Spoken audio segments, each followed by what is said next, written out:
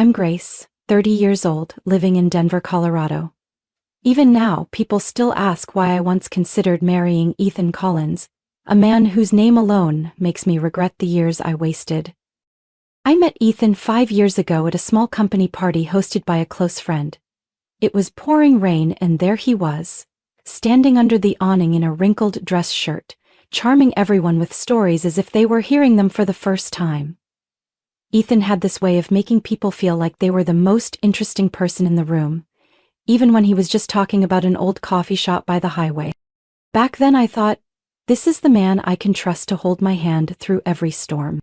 Ethan worked in finance, not flashy or powerful, but carried a quiet confidence.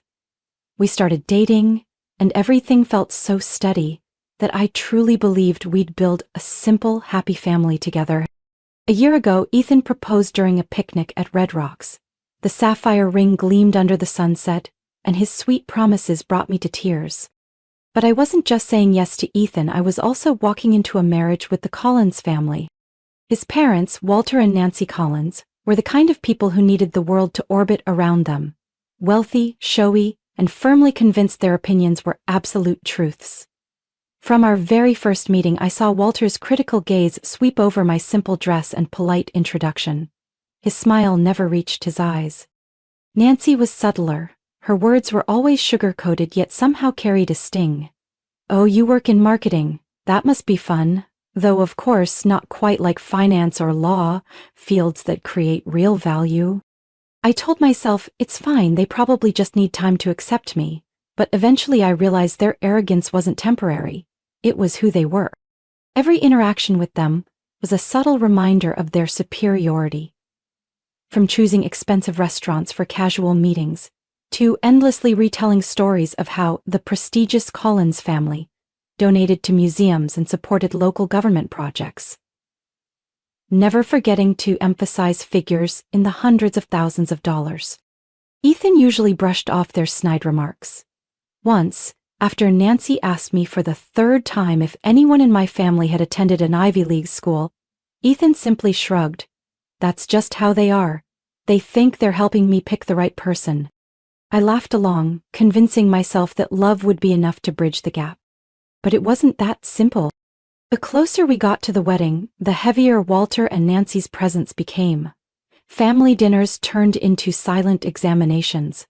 Their suggestions evolved into veiled commands. And Ethan, the man I once believed would be my teammate, chose silence every time, sometimes even siding with his parents. I began to understand I wasn't just marrying Ethan. I was being pushed into a 3-against-1 relationship, where my worth would always be measured and scrutinized. They didn't want a daughter-in-law. They wanted a trophy of success to parade around their elite circles. And I foolishly once believed love alone could change that. If there's one person who taught me what kindness truly means, it's my mother, Elaine Bennett. She passed away 3 years ago in the fall, after a sudden stroke I'm still learning to accept. But before she left, she lived a life that commanded respect without ever demanding it. Quiet, humble, always helping others in ways that preserved their dignity. The Collins family was no exception. Back when Walter Collins' furniture business was on the verge of collapse, no one in the financial world dared to co-sign a loan for them. Their books were a mess, orders were being canceled, and short-term debts were about to explode into a public scandal. In that moment, it was my mother who quietly co-signed a $350,000, the sum she had saved over 20 years managing a family-owned supermarket chain. I remember exactly what she said as she signed the papers. Helping someone in need isn't about whether they deserve it, it's about whether you can live with yourself if you walk away. But to the Collins family, that help became a debt they had no intention of acknowledging. Even after reviving the company, Walter would tell friends at parties, "Good thing I saw the potential and made the right moves, or else we'd be out of business by now." And not a single word about my mother. Not even a hint of gratitude for the woman who risked everything for their so-called potential. Nancy had her own way of showing appreciation. Every time the topic of saving the company came up, she'd skillfully redirect the credit to our family's strong relationship with the local bank.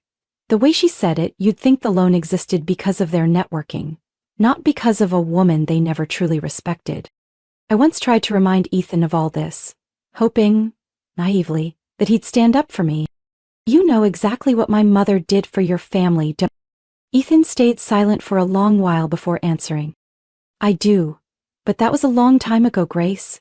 Bringing it up now won't change anything. Those words, from the man I was supposed to marry, left a wound so sharp it felt cold, to the bone. And it wasn't just the company. The invisible debts my mother carried for the Collins family went far beyond that. When Ethan was 24, after his car accident left him needing reconstructive surgery that insurance refused to cover, it was my mother who paid $40,000 out of her own pocket to spare him a lifetime of pain. She never told anyone. I only found out because I overheard a bank call confirming the transfer. Yet, when Ethan recovered, Walter proudly told his friends how his son had overcome everything through sheer determination. Determination? Or was it my mother's money? I never expected gratitude.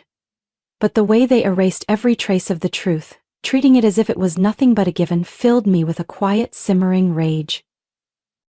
The worst was last year, when Nancy organized a charity auction for the so-called Collins Scholarship Fund.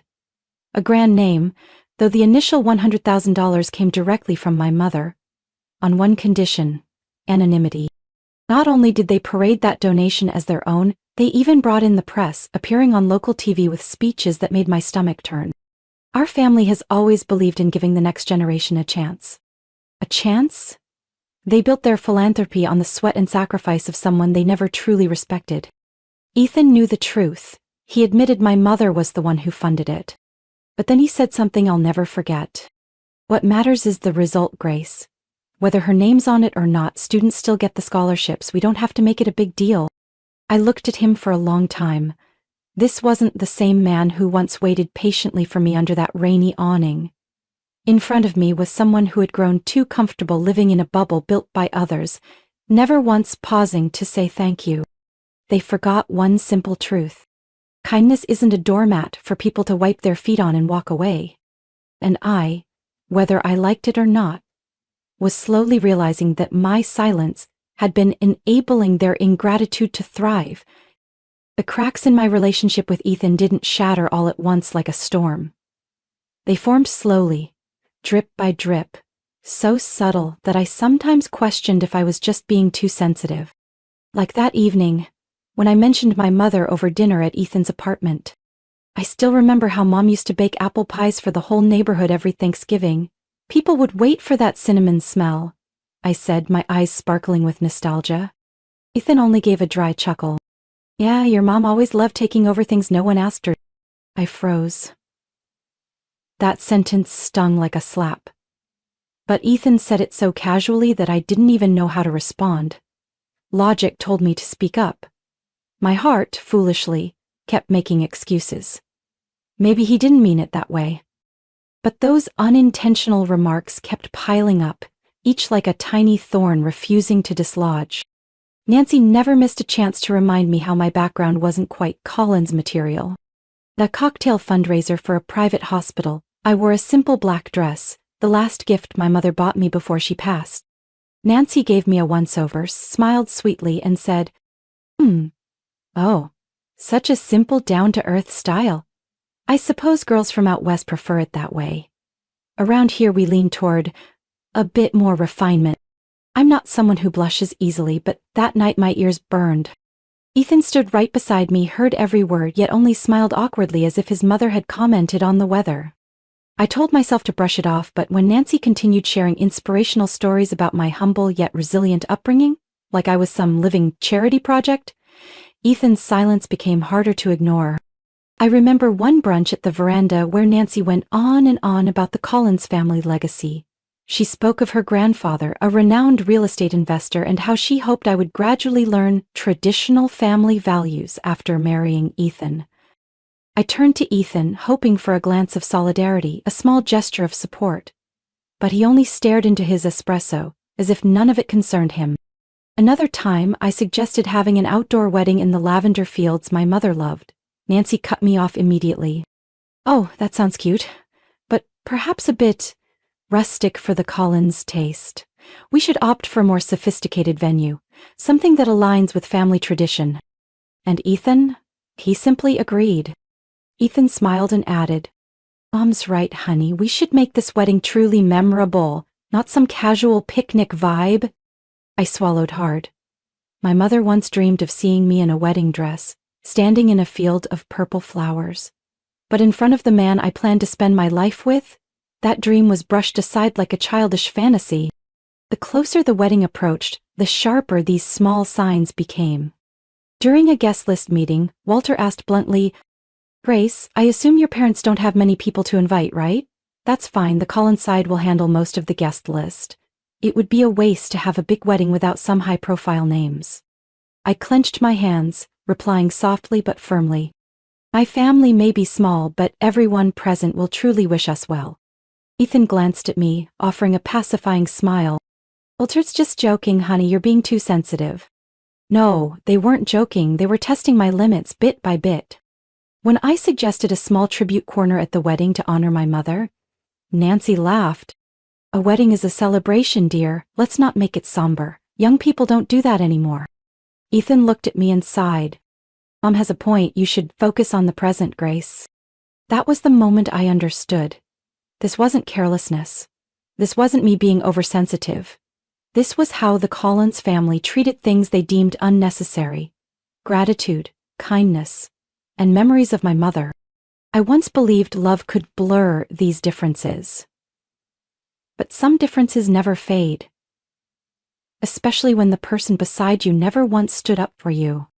The only question left was, how long would I stay silent? About 3 weeks before the wedding, Nancy and Walter Collins informed Ethan and me that they had finalized all arrangements for the rehearsal dinner.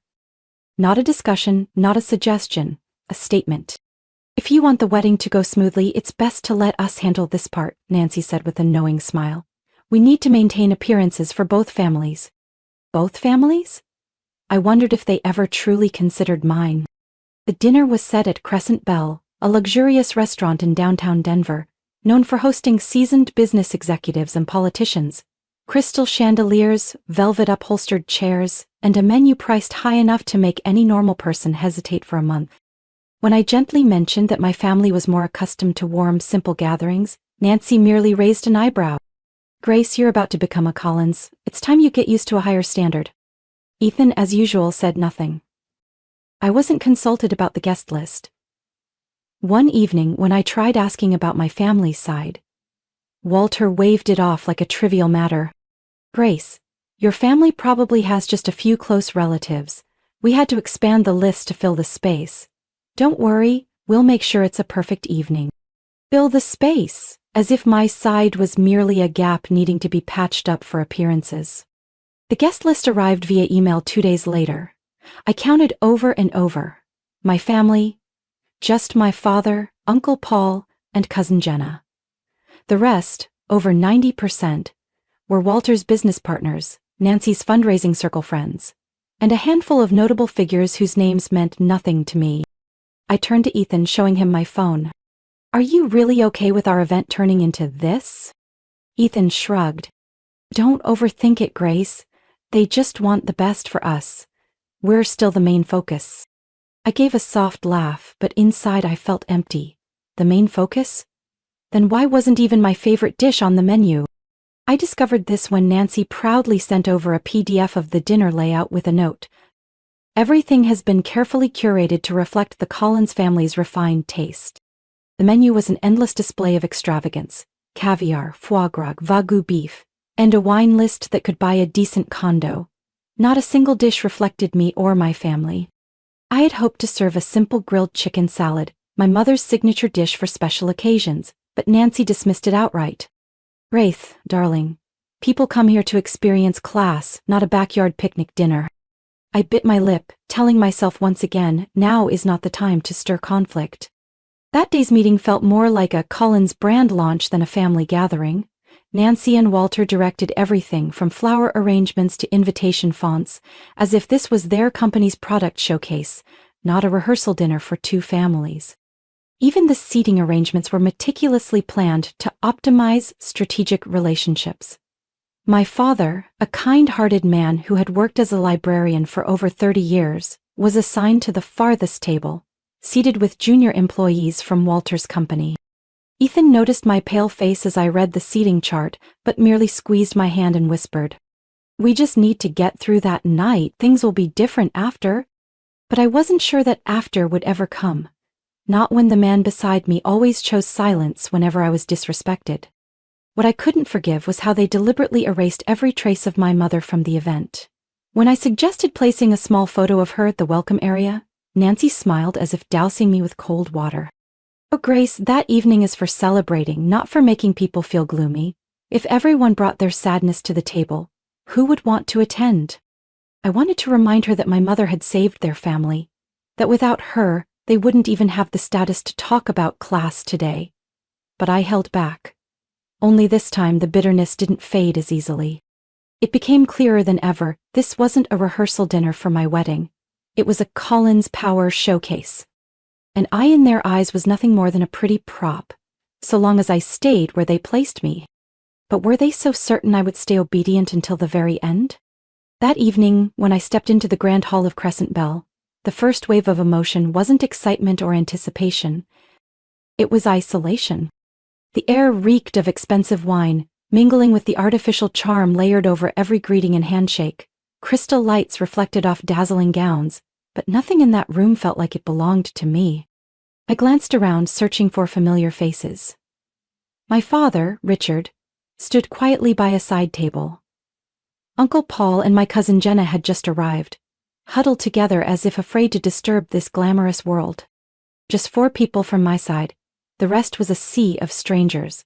Business moguls, politicians, Walter's old drinking buddies, and Nancy's golf club acquaintances. Ethan walked beside me, hands in his pockets, looking as relaxed as if this were his personal triumph. "You doing okay?" he asked without even meeting my eyes. I gave a faint smile, a smile I'd perfected over these past months, a smile reserved for the Collins family.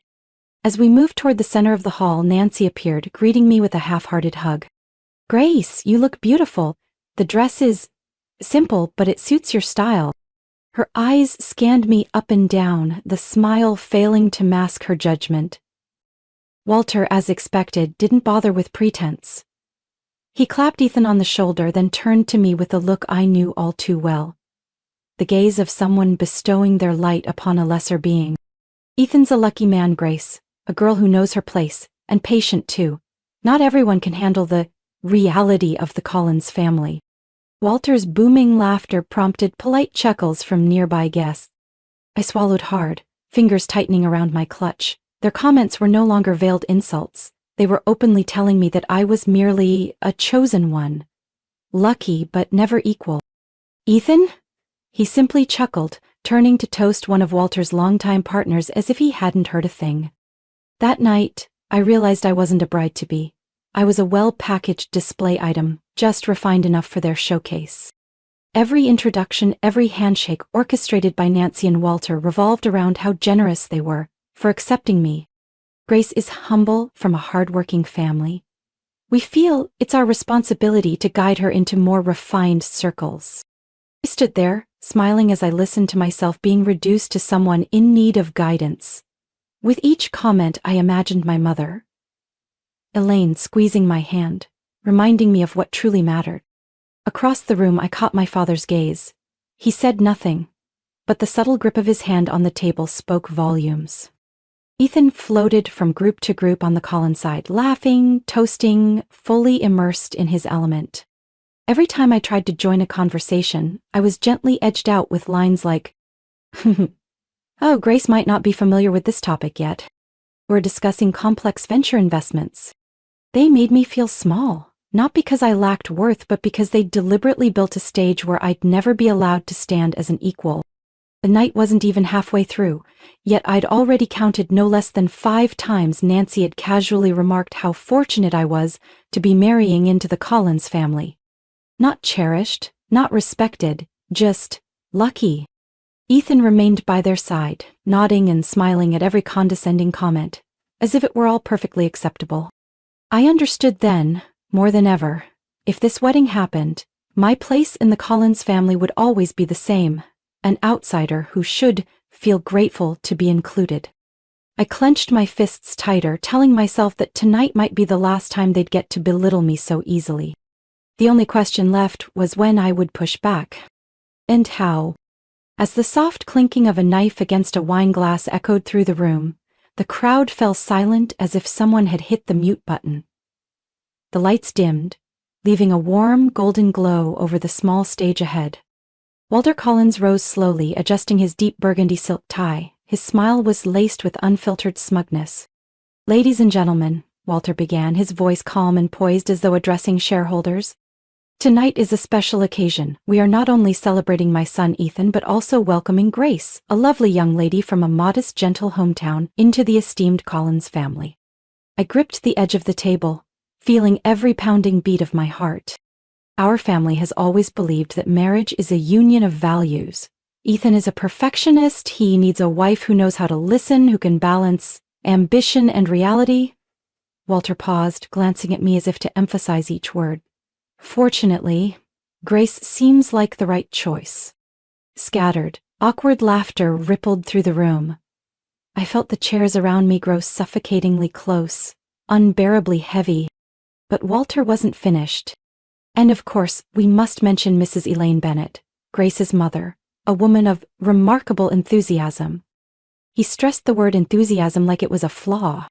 "She once helped our family during a difficult time. To be fair, she had a persistent kindness, sometimes to the point of making people uncomfortable." I heard a sharp, mocking laugh from the main table. "Nancy." Elaine was always present, always ready with advice, even when it wasn't exactly requested, Nancy added, her lips curling with satisfaction. "But, to be honest, without her, the Collins company would have had a much more interesting journey." Walter chuckled as if his wife had delivered the punchline of the evening. "We are, of course, very grateful, though sometimes that kindness came with a bit too much initiative. But that's her charm, isn't it?" Polite, dry laughter echoed across the room. I felt the entire world tilt toward them, eager to join in this public shaming of my mother. Ethan sat right beside me. He said nothing, didn't even look at me. He simply twirled his wineglass, as if waiting for his cue in this performance.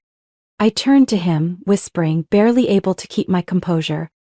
"You're really gonna let them talk about my mother like this?" Ethan sighed, eyes fixed on the table.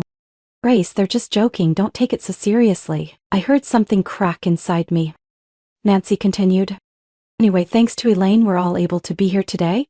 And now we're taking in a daughter who inherited her mother's admirable work ethic. We certainly hope Grace will maintain that humility as she becomes a Collins." Taking in? Humility? They were twisting my mother's kindness into a joke, turning it into some grand favor the Collins family was now bestowing upon me. I felt my father's gaze from the last table. He sat upright, his face rigid, but his eyes were red. Uncle Paul's hand gripped the chair's armrest, while Jenna sat with her head down, fists clenched in her lap. None of them deserved to hear this.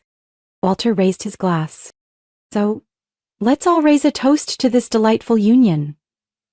The Collins family eagerly welcomes Grace, and we're confident will help her become the very best version of herself." This time the laughter was louder, longer. It felt like the final twist of a knife into my pride. I looked at Ethan. He gave a faint smile, clinking his glass on cue. There was not a hint of recognition for what I was going through. In that moment, I knew. I was sitting in a room full of people who had no qualms trampling over my mother's values. And Ethan, the man who once promised to protect me, stood firmly on their side. To them, I was just a small-town girl lucky enough to be chosen to polish the Collins name. But luck does not mean silence. Faced with such humiliation, I refused to stay quiet. I don't remember exactly when I stood up. I only know the chair behind me scraped loudly against the floor, shrieking through the room filled with their fake laughter. All heads turned toward me.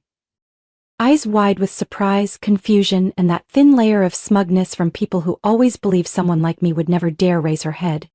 But I did not bow.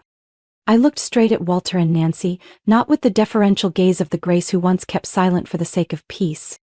"Mr. and Mrs. Collins," I began.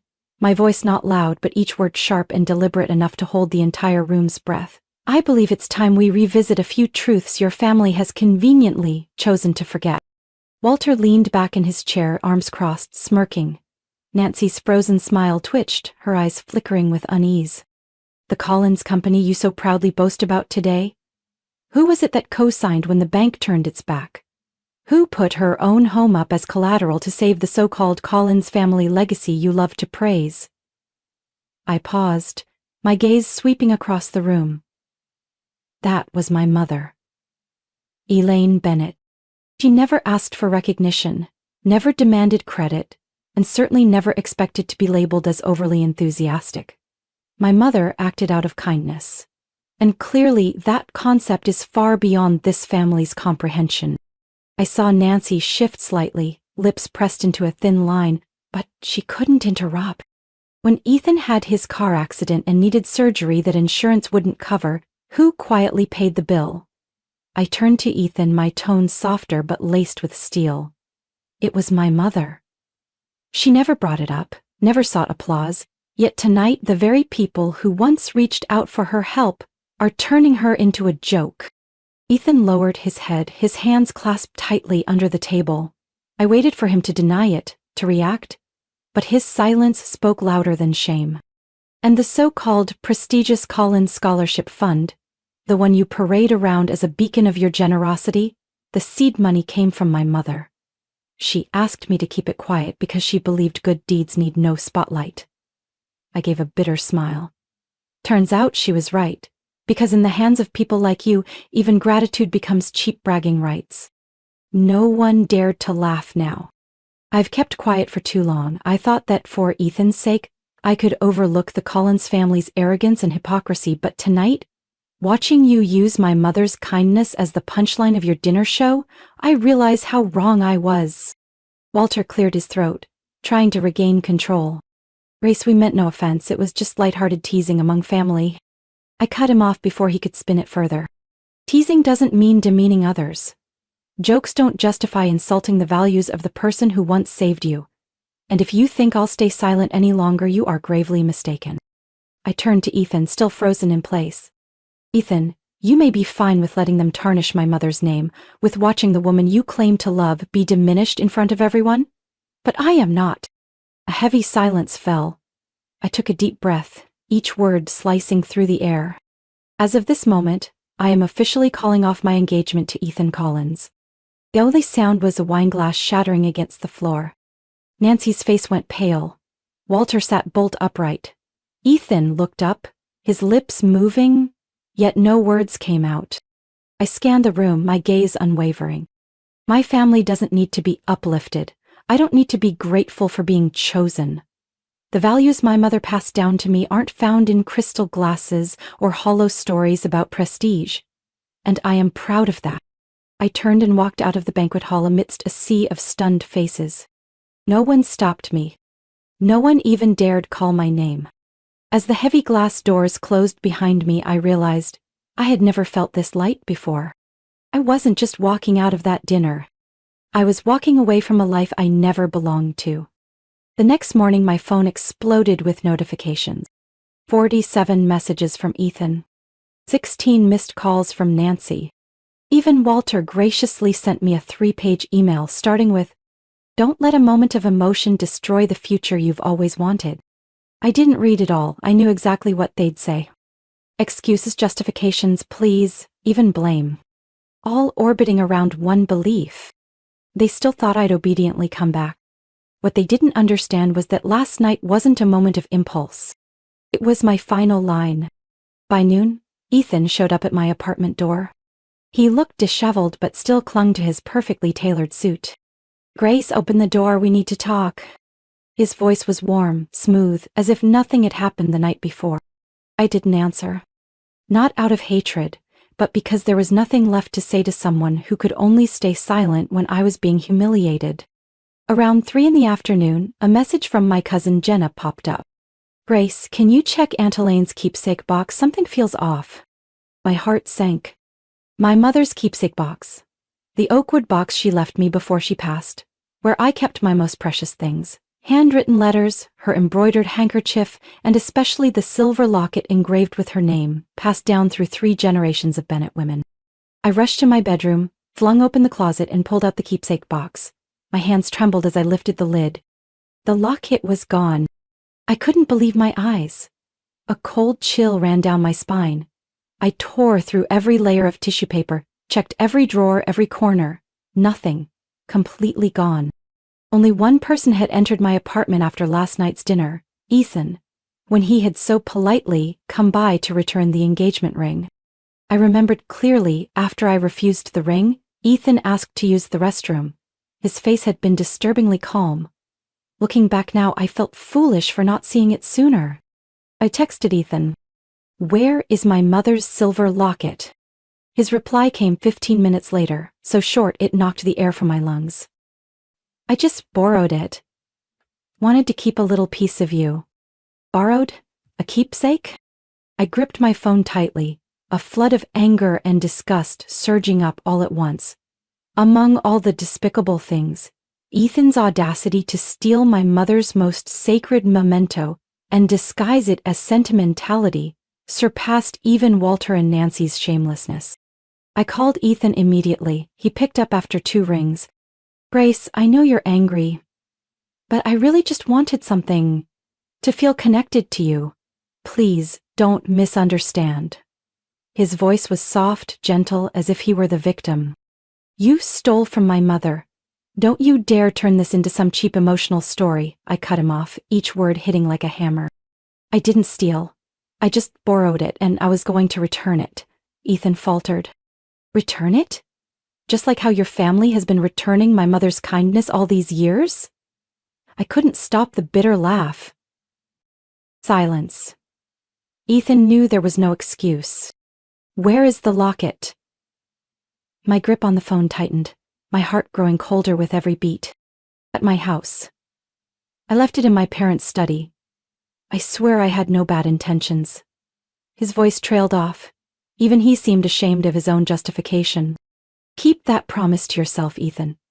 I'll come get it, and that will be the last time you ever mention my family again." I hung up, not giving him a chance to explain. Less than 30 minutes later, I stood at the gates of the Collins estate. The heavy black iron loomed as imposing as ever, a monument to a family unaccustomed to being refused. But today, I wasn't here to nod politely or save anyone's face. As I rang the bell, the door opened quickly, revealing Nancy Collins with her usual polished but icy smile. "Grace," she greeted, voice syrupy sweet. "I suppose you're here to clear the air after last night's emotional evening." I didn't smile, didn't dance around. "I'm here to take back my mother's locket, the one Ethan took from my home without asking." The surprise on Nancy's face lasted only a second before she regained her composure. "Oh, I'm sure it's just a misunderstanding, dear. Ethan can be quite sentimental with keepsakes." "I no longer care about his sentiments," I said, voice sharp and unwavering. "That locket belongs to my mother, and I want it back, now." She opened the door wider, her smile fading. "Come in then, let's not put on a show at the front gate." I stepped into the Collins' gleaming foyer. Today, the opulence didn't feel intimidating. It was just a thick coat of gloss masking a hollow core. Nancy led me to Walter's study, the very room where they once lectured me about family values while I was expected to sit and nod along. The small silver locket lay silently on the desk, surrounded by stacks of files and expensive trinkets, a piece of memory lost amidst a world of shallow grandeur. I walked over, picked it up, feeling the cold metal seep into my palm as I clenched it tight. Ethan appeared in the doorway. He looked more disheveled than usual, shirt wrinkled, eyes avoiding mine. "Grace," he began, "I know you're upset, but I just wanted to hold on to something. To remember you and your mom." "You are not worthy of mentioning my mother," I cut him off, each word razor sharp. "You stood there letting them humiliate her in front of me, in front of my family, and now you dare steal her keepsake and excuse it as a memory?" Ethan swallowed hard, his gaze shuddering. Walter appeared behind him, his expression one of irritation, as if my presence was defiling his pristine home. "Grace, you're blowing this out of proportion. It's just a small item, no need to make such a fuss." I turned, locking eyes with Walter and Nancy. That's right. To you it's just a small item, but to me, to my mother, it holds a lifetime of memories, a symbol of kindness your family has never truly respected. I took a deep breath, each word echoing in the silent room. You've lived so long, wrapped in the pretty facade of money and pride, you actually believe everything can be dismissed as long as you flash enough diamonds on your wrists. Walter's face flushed as he stepped forward. You're standing in our home, young lady. Watch your tone. Thank you for the reminder. But this will be the last time I ever have to set foot here. I gripped the locket tightly, my gaze sweeping over all three of them. I came to retrieve what belongs to my mother. And now I'm leaving. Everything else between us ends here. Ethan reached out, as if trying to grasp something already shattered. Grace, please. I stepped back, shaking my head. Ethan, you had your chance. You had countless moments to stand by me, to defend my mother, but you chose silence, and silence is complicity. I paused, meeting his eyes. I don't need a husband who's complicit in the disrespect of my family. No one said another word as I turned and walked out of that mansion. No more forced smiles, no more syrupy insults. Only the sound of my heels striking the marble floor echoed through the hall, heavy and sharp. Yet somehow my heart felt lighter with every step. When the Collins gates closed behind me, I knew I hadn't just reclaimed an heirloom. I had reclaimed my dignity. And above all, I had restored the respect my mother so rightfully deserved. From that moment on, every tie between me and the Collins name was severed. Permanently. That day, as I returned to my small apartment, the late afternoon sunlight filtered softly through the window, casting a strange sense of calm over everything. I placed my mother's silver locket on the table, my chest still rising and falling, but no longer from anger. What I had regained was not just a piece of old silver, but a reminder of the self-respect and kindness my mother had spent her life teaching me. My phone continued to vibrate with missed calls and messages. Ethan, Nancy, even so-called friends who once whispered, "Grace is so lucky to marry into the Collins family." I didn't read them, didn't open a single one. I didn't need to hear their excuses anymore. They would say I was too emotional, that I ruined a relationship out of pride. But people like them would never understand. When a relationship is built on condescension and lies, they're the ones who destroyed it long before I ever spoke up. The next day, I went with my father and cousin Jenna to the lavender fields my mother had loved. No wedding flowers, no grand stages, just endless purple skies and the soft, familiar scent lingering in the breeze. I put my mother's locket back around my neck, gently tracing her engraved name, Elaine, feeling its quiet warmth seep into my skin. Somewhere, I knew she was smiling, the way she always did whenever I stood up for what was right. I made the right choice, Mom, I whispered, letting the wind carry my words far away. I used to fear leaving Ethan. I thought walking away from a 6-year relationship would be too heavy, too painful. But now I realized, the greatest pain isn't losing a man. The real pain is losing yourself just to stay with him. I was no longer the Grace who smiled through gritted teeth at backhanded compliments. No longer the girl who shrank into the corners of the Collins mansion, waiting for a sliver of approval from people who never valued her. I had lived quietly, kindly, and proudly in a world that mistook volume for virtue. In the days that followed, I learned a simple truth. One that only pain could teach. True love never asks you to sacrifice your dignity. Never. Ethan once told me, "This is just how my family is. You'll have to accept it." But I wasn't born to accept being belittled. I don't need to prove my mother's worth to people who see kindness as weakness and humility as inferiority. We all have the right to choose where we belong, and I chose to stand with the values my mother passed down to me. Gradually, the calls stopped, the messages faded. The Collins family, with all their arrogance, would soon find another Grace to fit their glamorous facade. But that was no longer my story. I didn't need a lavish wedding to affirm my worth. I didn't need a man beside me just to fill a picture-perfect image of marital success. What I needed was peace. And for the first time in years, I felt it, completely. That evening, I sat on the old wooden bench my mother loved, amidst the lavender fields, bathed in honey-gold sunset light. No whispers, no judging stares. Just me. And freedom. I smiled. Not a victorious smile of having defeated anyone, but the quiet smile of someone who finally stood up for what she believed in. Mom, today I lived exactly the way you wanted me to. Not because I'd defeated anyone, but because I didn't let them make me forget who I am. Grace's story is not just a wake-up call about the deceit behind glamorous relationships, but a profound lesson in self-respect and family values. In a world obsessed with appearances, having the courage to stand up for what's right, and to say no to disrespect is never easy. But it is those very choices that define our character and honor the legacy of those who taught us to be kind. Sometimes, walking away isn't a defeat. It's the strongest way to hold on to yourself. What do you think of Grace's choice and how she defended her family's values? Leave your thoughts in the comments below. And don't forget to subscribe to the channel for more meaningful stories about life, family, and lessons worth reflecting on.